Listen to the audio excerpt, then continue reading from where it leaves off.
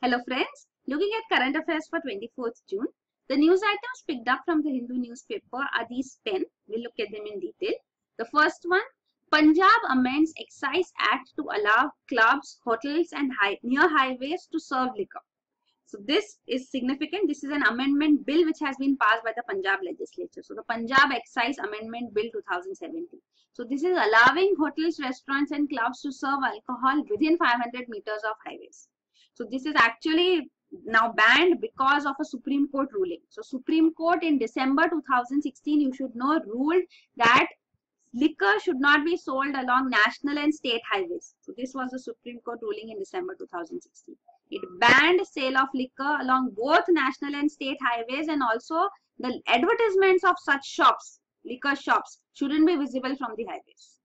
So this was its ruling. It came into immediate effect. So many states have found innovative ways of overcoming this ban. So states, you can see some states mentioned here like Rajasthan, Maharashtra, they have denotified hundreds of kilometers of highways. So now state highways have become local roads. So this is how they have overcome this ruling of the Supreme Court. But this is the first time that a state has passed an order saying that shops, clubs, restaurants along within 500 kilometers of highways can serve alcohol, but they should be there served only for consumption within the premises.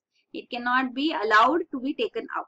So that's what it is. So because the purpose of the Supreme Court ruling was also because drinking and driving is resulting in large number of road accidents.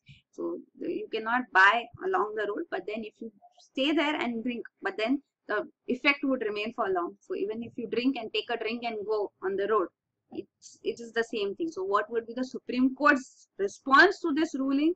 We have to wait and watch. So this is there. So this is post that also we are seeing that what steps states have also taken. Then next is Center announces 30 more smart cities. So under the smart city mission now 30 more smart cities have been announced. So this is the second anniversary of the launch of the smart city mission, and these 30 more smart cities announced take the total number of cities and smart cities as such announced to 90. And how these smart cities are selected? They are based on a smart cities challenge. So each city has to give its proposals, which are vetted out by a committee comprising of national, international experts, and then these cities are selected. So this is the smart city challenge. In this present round, the city which topped this challenge was Thiruvananthapuram, capital of Kerala. 11 capitals actually have been, state capitals have been selected in this round. Even Andhra Pradesh's new capital Amaravati is part of this list presently. So again, you don't need to remember the names, which are smart cities, which are not, because nobody is going to ask you, at least not in UPSC. Nobody is going to ask you which is a city, smart city, and which one is not. But just for any time reference at any point of time, you can have a look at this list. So these are 30 cities presently. Then this is regarding the smart city mission. So the objective is to develop 100 cities under the smart city mission across the country, and this will be developed over a period of 5 years with public-private partnership. So this is the purpose. What will it try? What is a smart city basically? What is smart about it? So generally smart cities are considered as cities which will be having information technology enablement, like smartphones. So smart cities is understood in that context, but in India's context, it's the basic amenities given priority first, and then IT enablement. So IT enabled connectivity, IT connectivity is also important, but then basic infrastructure also has to be assured, because cities are not up to the mark presently that we look only on the smart aspect. So here you can see basic infrastructure, assured water supply, power supply, sanitation, solid waste management, all this becomes part of smart cities. Apart from, of course, you can see public transportation too, and IT connectivity, e-governance also comes forth. So of course this is there, IT connectivity, e-governance is there, but other aspects, basic infrastructure facilities which are also required are also part of this smart cities objective. And last but not the least, citizen participation. So selected through a smart city challenge, there are tough parameters, and the state administration, municipal bodies have to come up with detailed plans. So these plans proposals are then evaluated by a committee, you can see, of national and international experts, organizations, and then this challenge result is announced. Right? So this is the smart city mission. Then the other smart cities which have already been selected are also mentioned here. You can see the over a period of 5 years. It is a city challenge. It's all detailed out again here. Each city will receive a fund of around 100 crores over 5 years. Right? Each year, 100 crores over 5 years will what they will receive. And this will be done through a special purpose vehicle which will be set up for financing these smart cities. So Smart City Council India has also been formed to promote the development of these smart cities. And another scheme which is running parallel to this is Amrut. So what is Amrut also we'll see in the next article only. So for urban development as such, for cities, we have 3 missions in place. One we just discussed, the Smart Cities mission. Second one is Amrut, Atal Mission for Rejuvenation and Urban Transformation. It's T is not for transportation. This is for transformation. It's much beyond just transportation. So this is there. And the third one is Pradhan Mantri Awas Yojana, urban. So these are the 3 major schemes for cities, and the city livability index will have 79 parameters on the basis of which cities would be assessed for their livability, the quality of life that it offers to its residents. So these 79 parameters include parameters like governance, identity and culture, education, health, water supply, and even pollution levels. Reduced pollution will be a positive factor. So this is the city livability index which has just been launched, and this is regarding the schemes. The Amrut scheme you can see here is detailed out.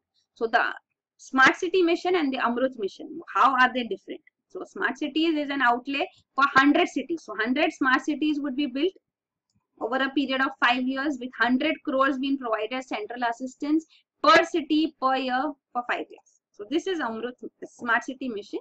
Amrut mission is for 500 cities over the next 5 years. So here there are many more cities, and the emphasis is on basic infrastructure. So here also water supply, sewage, transport would be taken care of, but this is limited to that. So central assistance here is to the extent of 50% of the project cost, and this 100 crore is the central assistance provided to the cities here. So how is this Amrut mission different from Smart Cities mission? It is emphasizing on basic infrastructure specifically, and these are 500 cities selected, and this support which is provided by the government is on basis of a share. So 50% of the project cost will be central assistance, or 1/3 of the project cost will be central assistance based on the size of the city. So here you can see smaller size will get more assistance. Up to 10 lakh population cities are getting 50% assistance, others are getting lesser. So this is a mission which had been announced. So this is also for a period of 5 years. But then Smart Cities mission is going beyond that. We are looking at basic infrastructure plus also looking at IT enablement, right? So smart governance is what is part of the Smart Cities mission too. Plus this is 100 crores provided per year as government assistance. And the most significant part of the Smart Cities mission is the Smart Cities challenge. Right? And of course, they are mutually exclusive. A smart city would not be a city under Amrut mission. Right? So this is there. And the third scheme which was there for urban areas, this is housing for all. So this is looking at making India slum free. So it's promoting slum free cities in the country. So this is also a scheme. Pradhan Mantri Awas Yojana. Awas is for housing, or Awas Yojana urban. So every urban poor household to be enabled to own a house. That is the objective of this scheme. That every urban poor household should have a house, and this house is in the name of the woman or jointly in the name of the woman and the husband. So this is also one significant feature of this Pradhan Mantri Awas Yojana. Right? So here you can see the schemes, basic infrastructure, public transport are the key, which we already saw a part of Smart Cities mission too, but also its emphasis is on high quality core IT solutions for smart solutions for better services in smart cities. So that is what makes smart cities stand out. And about Amrut mission, one more thing which you should know is Amrut mission has replaced an earlier mission of the former government, which is JNNURM, Jawaharlal Nehru National Urban Renewal Mission. So renewal mission has now become Atal Mission for Rejuvenation and Urban Transformation. So renewal becomes rejuvenation and urban transformation. So both are emphasizing on providing basic services like water supply, sewage, urban transport, basic amenities. So this JNNURM mission also had 2 submissions under it, which was one for urban infrastructure and governance and other for basic services to the urban poor. So it also emphasized on urban infrastructure, transport, etc. be in place, water, sewage, and basic services also looking at slum rehabilitation. So the emphasis is, the key is to improve the quality of life of the people in the cities. So the schemes are as such, you can see they are the same. Then why was this Amrut mission launched? So the government had said that this is a remodeled version of JNNURM, where the government will work on many flaws present under the earlier program. So this was what was stated, but you can clearly see this was named after Jawaharlal Nehru and this is named after Atal Bihari Vajpayee. Both are former prime ministers of the country. So these are the two schemes. Presently, it's the Amrut mission which is in place. Then the next news item is list of demands on Qatar by Saudi Arabia and other Arab nations. So we saw 4 Arab nations led by Saudi Arabia. This is Bahrain, UAE and Egypt.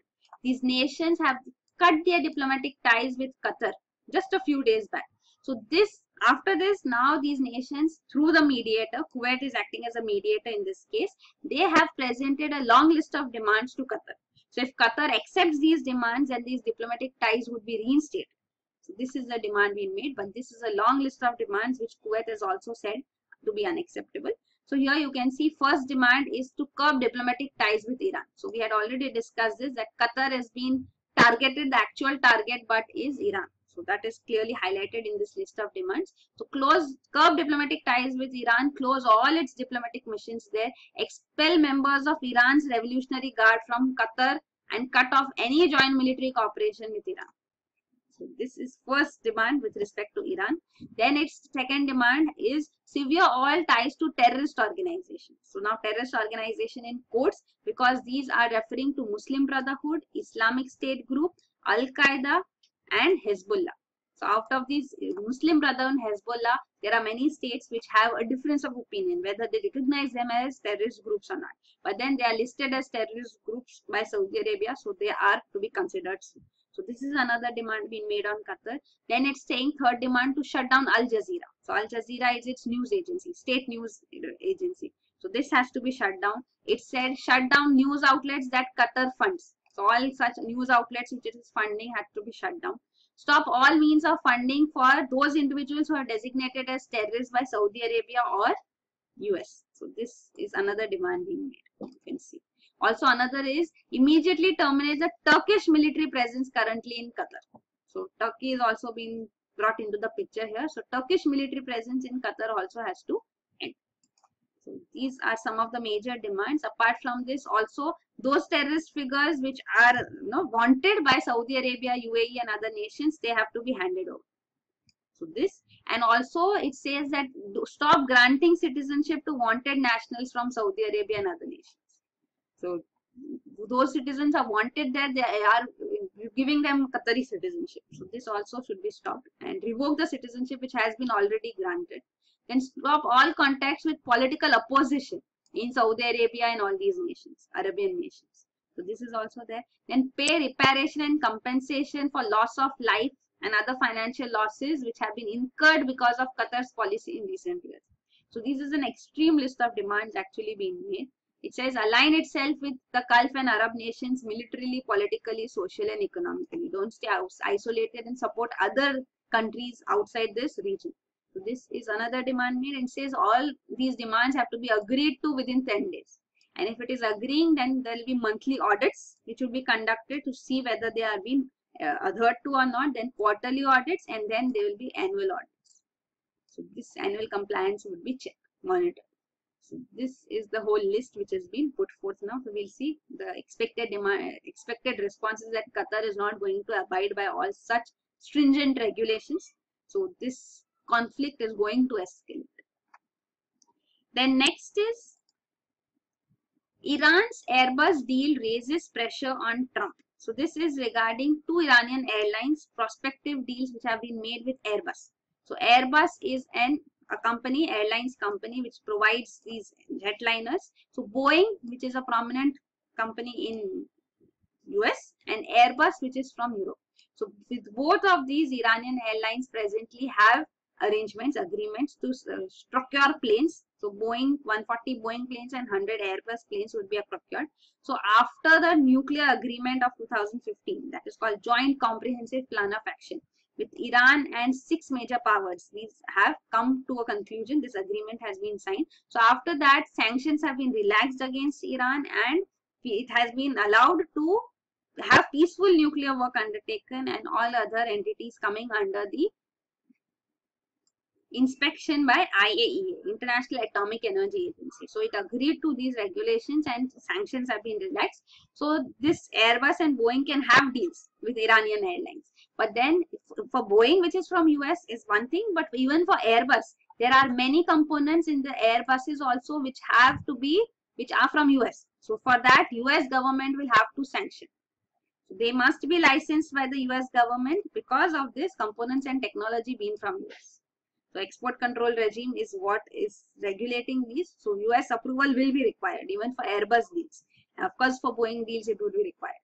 So this is a dilemma here. Why is it a dilemma? Because President Donald Trump's policy, if you look at its national policy, is creating more jobs. So if this deal comes into effect, then this will result in huge number of thousands of manufacturing jobs which will be created in US. So this is with the benefit of this deal, and if this deal is put into effect, then Iranian policy of President Donald Trump would go on the back burner because he is trying to target Iran. He's called this deal, nuclear agreement with Iran, as the worst form of negotiation as such which has taken place. So you can see, so now this is a dilemma for President Donald Trump. So presently the demand has also been low. So this demand which has been created is of significance because all these deals will be worth as much as $2.5 billion. Okay? And this is showing regarding the JPCOA, Joint Comprehensive Plan of Action, which was signed between Iran and P5+1, 6 nations. So who are these P5+1? These are 5 permanent members of UN Security Council, and +1 denotes Germany. So these are the P5, you should know: US, UK, France, Russia and China. So these are the P5 permanent 5 members of UN Security Council too, and +1 is Germany. So you can see the key points under this Joint Comprehensive Plan of Action are mentioned. So enrichment has to be halted. Above 5% enrichment should not take place. Then neutralize its stockpile of 20% uranium. So near 20% uranium should be neutralized. So you should understand that up to 5% enrichment, that is called low enriched uranium. So low enriched uranium is used for peaceful purposes. High enriched uranium beyond this, like near 20% uranium, this is for military purposes, developing nuclear weapons. So this enrichment is the key here. So uranium enrichment is halted here, neutralized, the stockpile is neutralized, progress on enrichment capacity is halted, and also growth of its 3.5% stockpile has been halted as such. So here you can see, so this, it will bring in transparency and monitoring will also be allowed on its nuclear program. So this Iran had to accept.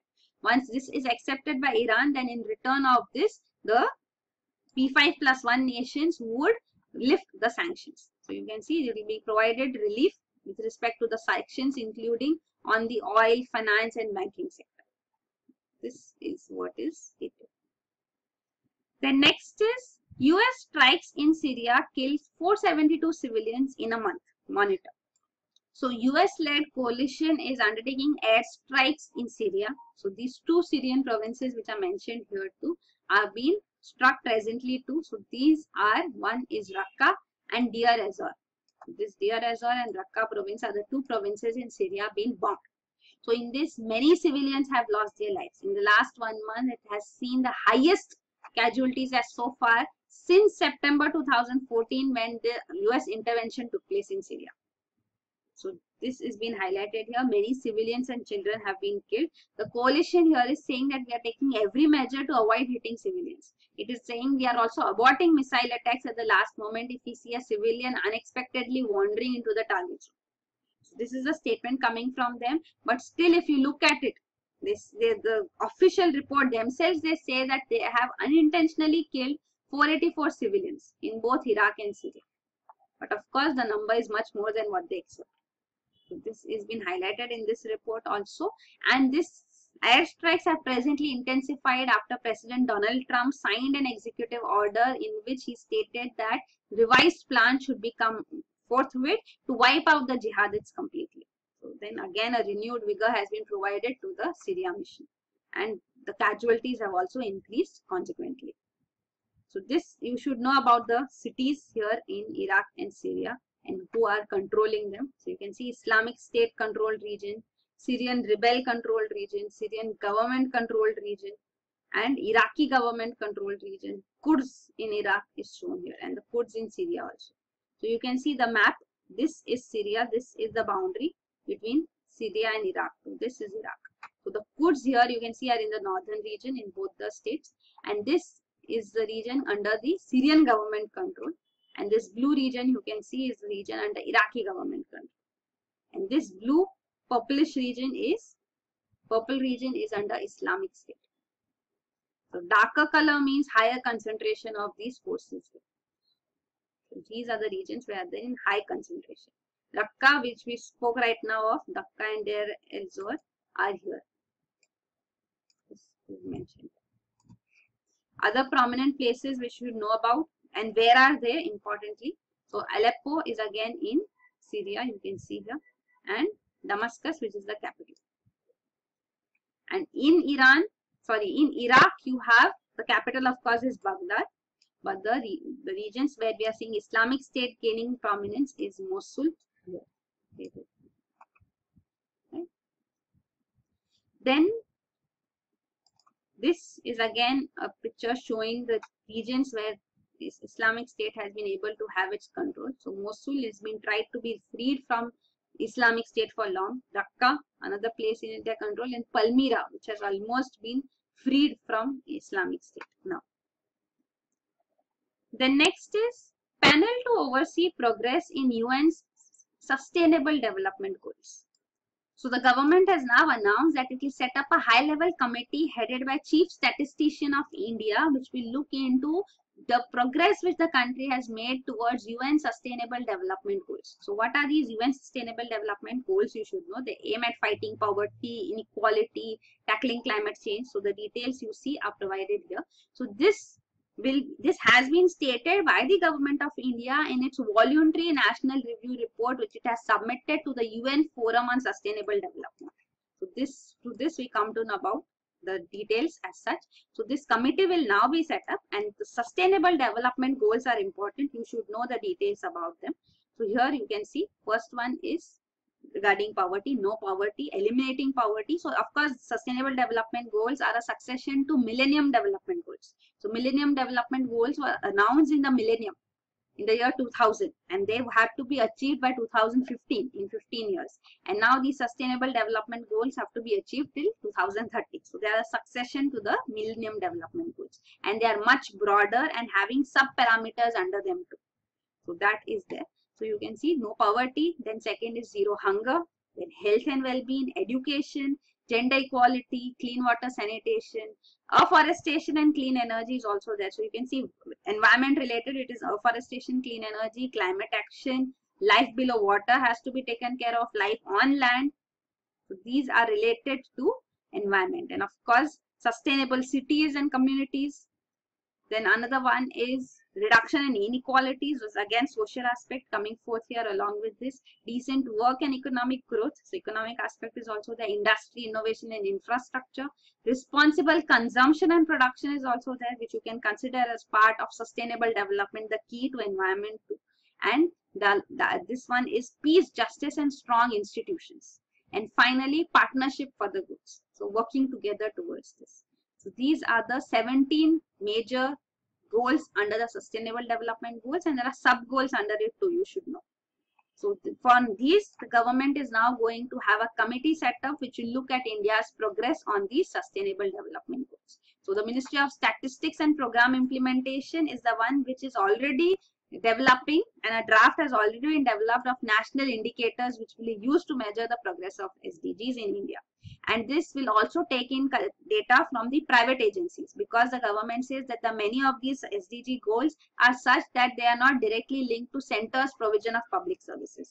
So private sector data will also be taken in. And India will have biannual, means twice in a year, reviews with the state government to identify the good practices and challenges. So state governments will also give the data. So it says there will be disaggregated data. What is disaggregated data? Means aggregated data means overall, giving you a picture of national progress. But it is saying, the government is saying we'll have a disaggregated data, means we'll have local specific data. So when formulating of policies for specific disadvantaged groups in specific geographical locations will be beneficial, will be possible through this. So that is why disaggregate data is being emphasized.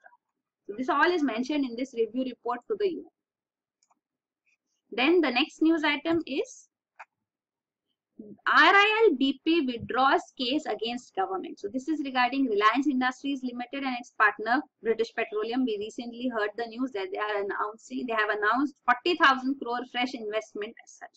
So after this fresh investment, we had discussed that there's already an arbitration proceeding going on KG-D6 basin where this investment has been announced. So now the Reliance has announced that it is withdrawing its arbitration case in this arbitration case on KG-D6 basin against the government. So this has been announced. Earlier too, Reliance has withdrawn cases. So another case which had been withdrawn in 2016 was on government's order. The 2013 order of the government as such, which was contested, that Reliance should relinquish 80% of its KG-D6 area. So this order was also dropped. This case against this was also dropped. And now the arbitration case has also been dropped, but still there are 3 more cases between Reliance and Centre which are going on, which are for around $4.5 billion. This is for the cost recovery in the KG-D6 block. So Reliance argument is that they have not been able to recover the cost, though we have already discussed that audit report says that a major chunk of the cost has already been recovered. Then another case is regarding the amount the company should pay for unfinished minimum work. And finally, for the illegal gas production in the KG basin. Also, this illegal gas production we've already seen. This was a case which was put forth by ONGC, that gas migration which takes place. So ONGC has its gas block here in the adjoining region. So gas migration which takes place, if that is being developed by Reliance, it actually belongs to ONGC. So how that should be taken care of? So fine was imposed on them, a penalty was imposed. So that is also a case going on. So this is the complication regarding the KG-D6 basin. This is regarding the CAG report saying that Reliance has already recovered a huge chunk of what it invested, right?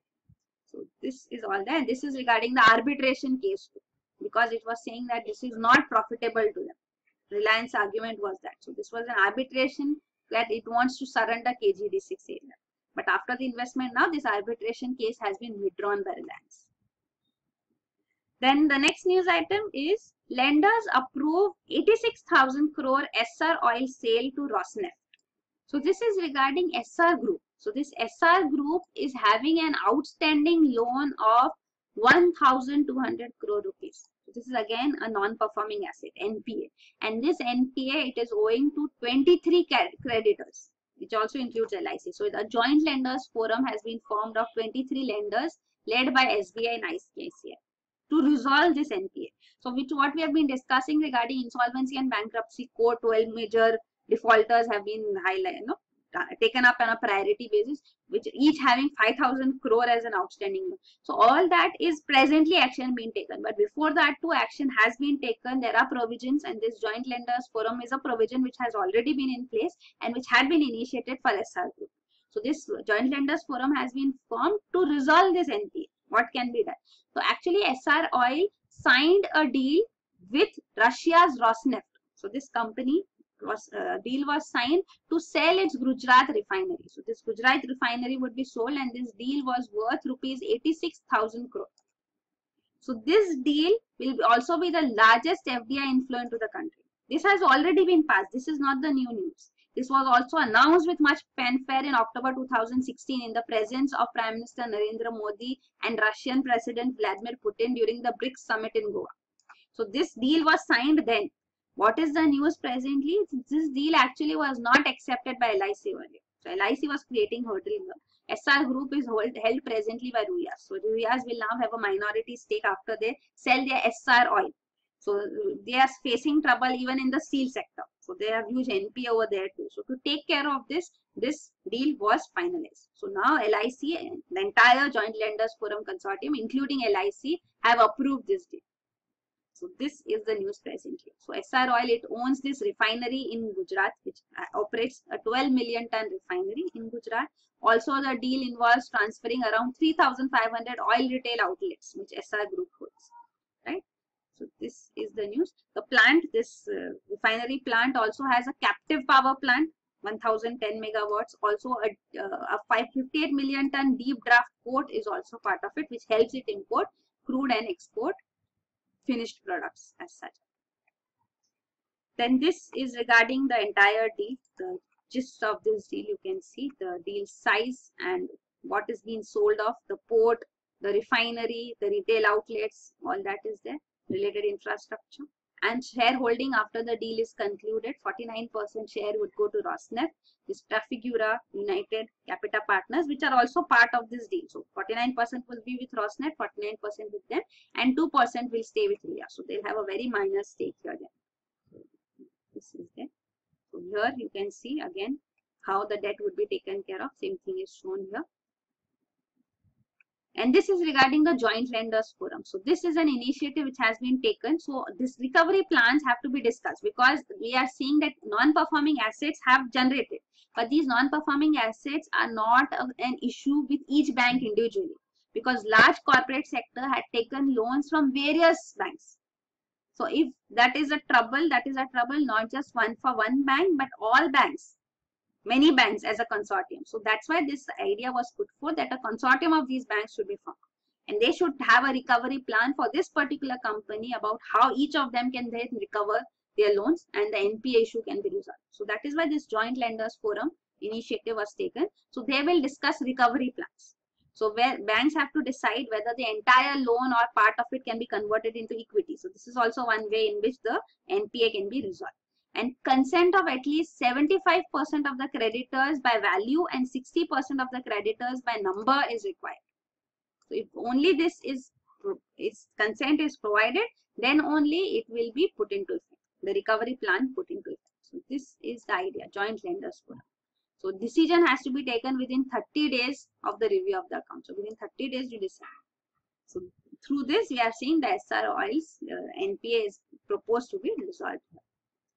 So this is regarding the whole deal of Joint Lenders Forum. So you can see this has been expanded now. Earlier rule required 75% of creditors and 60% by value. So this was also relaxed now, as we just discussed. It's now minimum 60% of creditors by value and 50% by number in Joint Lenders Forum is enough.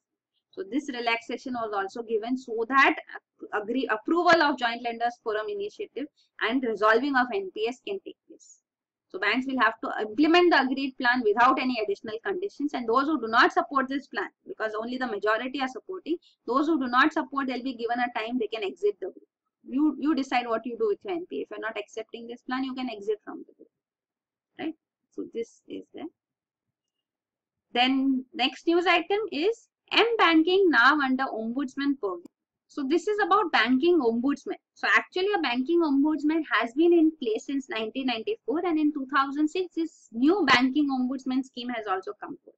So this ombudsman term is coming from Scandinavian countries. What we understood by it, that is there at the national level too, the government has formulated Lokpal and Lokayukta. So Lokpal and Lokayukta are ombudsman, an overseeing authority. So this authority, a banking ombudsman, will be a senior official appointed by RBI. So it will look into all the customer complaints against deficiencies in banking business services, etc. So this is the banking ombudsman. So the jurisdiction of this banking ombudsman has been widened presently, and M-Banking, mobile banking and electronic banking services are also being brought under its purview. So now even the pecuniary jurisdiction, it can impose penalties, fines, that has also been enhanced. So it had power to award fines up to rupees 10 lakh. Now it has been increased to up to rupees 20 lakh. So these are the changes which RBI has done to the banking ombudsman scheme of 2006. So this is the news item as such. So that is it. Thank you.